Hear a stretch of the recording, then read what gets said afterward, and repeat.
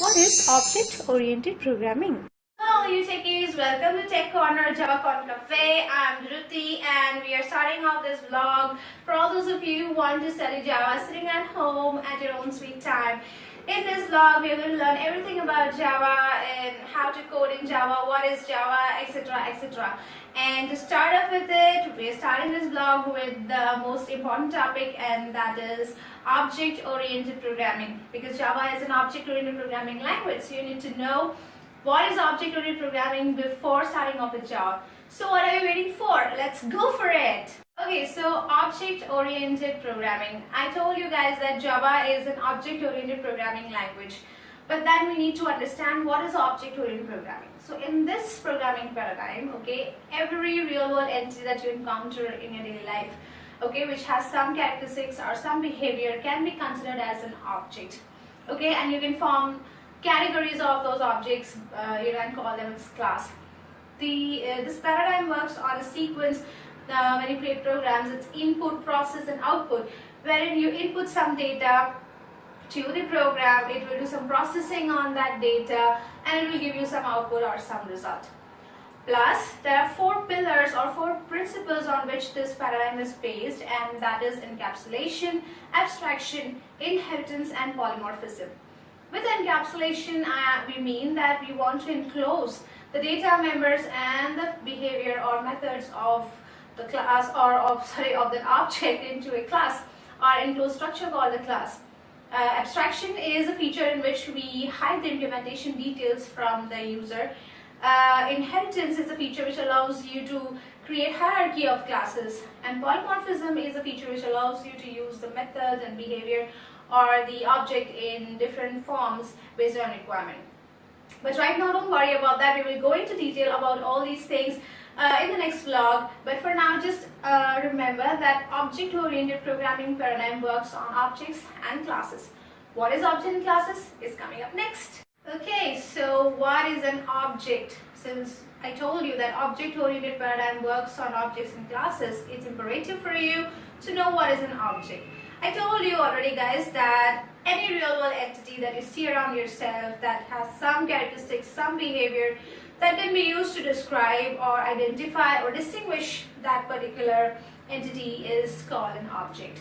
For example, let's say it's a car. Okay, so when you're talking about a car can have a model, it can have a make, it can have a color, okay, and that is its characteristic. And the behavior that a car has, that it's it doesn't run. You can drive it, you can start it, you can stop it. Okay, so these are the behavior of that particular object that is a car. Likewise, you can identify many such objects, like you can have books, or you can have trees, or you can have animals, you can have furniture. Okay, you can have like chair, like to be more specific, chair, table, cupboard, all these things. Okay, when you look at that object, you know that okay, this is a chair. Oh no, this is a table. This is a okay, this is a girl and that is a boy. Okay, so something like that, because you look at that thing and you understand in your mind that this characteristic is of a girl, that characteristic is of a boy. Well, there are other exceptional cases, but you know, this is what I want to explain to you, that you can easily identify an object with its characteristics and its behavior. So it's very simple, guys. Don't worry about it. Let's go to the next step. Right, so I already told you that when you're talking about any real-world entity, you have to identify its characteristic and behavior. So programmatically also, the same characteristics and behavior can be implemented into a program. So you can see that on the slide or on the screen that we have created a classification of state, or you can see characteristic and behavior of an object, that is the dog. So when you look at a dog, how do you identify that it's a dog? So you have the color and the breed. Okay, there are different breeds of dogs, and behavior wise, well, you know that everybody knows that a dog barks. I'm scared of it. And it can run. Yes, a dog can run, and it can jump. Okay, so this is how you programmatically classify an object, by identifying its state or characteristics and behavior. Simple? Yeah. Right, so now we know what is an object. Anything that has a characteristics and some behavior is an object. Next, we need to move on to what is a class. So, as I told you before, that there can be several objects which have similar characteristics and similar behavior. So, we can classify them or group them into a category which we will term as a class. So, let's continue with the example of the dog that we did previously. So, we identified certain characteristics of that dog. That was that a dog has some color and some breed, and it has certain behavior like running, jumping, barking, blah blah blah. So what do we see around us? We don't see only one type of dog, we see so many types of dogs. Oh my god. But some of them are cute. Okay, I personally like the poodle. So that's what I'm trying to say, that okay, there's so many types of dogs around you, so you can have an object of the class dog. So the one object will have the characteristics color and breed. Let's say color white and breed poodle. Similarly, another object of the same class, that is dog, will have characteristics color which is black and the breed which is, I'll say shit, very scary. But the behavior of these dogs is going to be pretty similar, that all of them will bark, they will jump and they will run. So we can group them together as a category of dogs, and then we can create more objects of dogs, of Pomeranians, and what other dogs are there.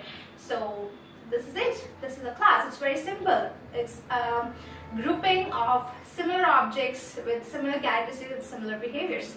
Pretty simple. You can also do it. No big deal. Let's go ahead. Okay, so now you know what is an object and what is a class. Now in programming, whenever we create a program or a software or an application, we usually describe the application or the program visually by using certain diagrammatic techniques. The most popular one of them is the Unified Modeling Language, that is UML. And in that we have a category of diagram called the class diagram. So I'm just going to give you a glimpse of how you can write your class into a diagrammatic format. Now I told you that in your class, in a program, you will have some characteristics and some behavior. The characteristics will be called as you can say fields, okay, or data members, and the behavior is written in the form of methods, okay, or functions, which will be converted into a program and then described visually by using a class diagram. So on the screen you can see a class diagram in which on the top you can see the class name, that is the dog. We are continuing with the previous example. Okay, in the second block, okay, you see certain characteristics mentioned, that is it has some color and some breed, and there is a plus sign, and there is some word that means it's a string, means that particular field or that particular characteristic is going to store a word or something character, or you can say it's not going to be treated as a number, it's going to be treated as a string. Okay, and in the second half of the block, or in the second block, you can see there is some again a plus sign and the name of the behavior, that is run, bark and jump, and with some brackets. But don't worry about it. This is you can say a technical format, programming format. You will understand better once we start with Java. Okay, but right now understand how you can represent a class, okay, that you have identified into a class diagram visually. Okay, it's a very advanced concept, but I just wanted to show you how you can do it. So for now, don't worry about it. Just remember that you can always describe your class visually in the form of a class diagram by mentioning the name of the class, the characteristics or the data members with their types, and the behavior in the form of methods. That's about it. Right, so this is all from me for TechCorner-JavaConCafe today. Let's summarize a little bit. What have we done today?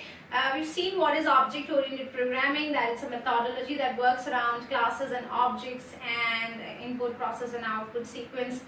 It has 4 pillars or 4 principles, that is encapsulation, abstraction, inheritance and polymorphism. An object is any real-world entity that has some characteristics and some behavior that can be used to describe it or identify it.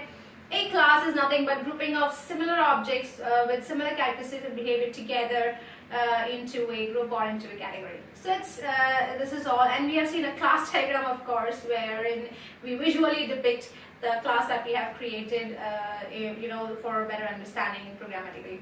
So that's all, guys. That's all from TechCorner-JavaConCafe today, and I hope you understood it. If you have not understood, you have to write to me on itcomedutr@gmail.com. You can leave your comments in the comment section and we'll work on it.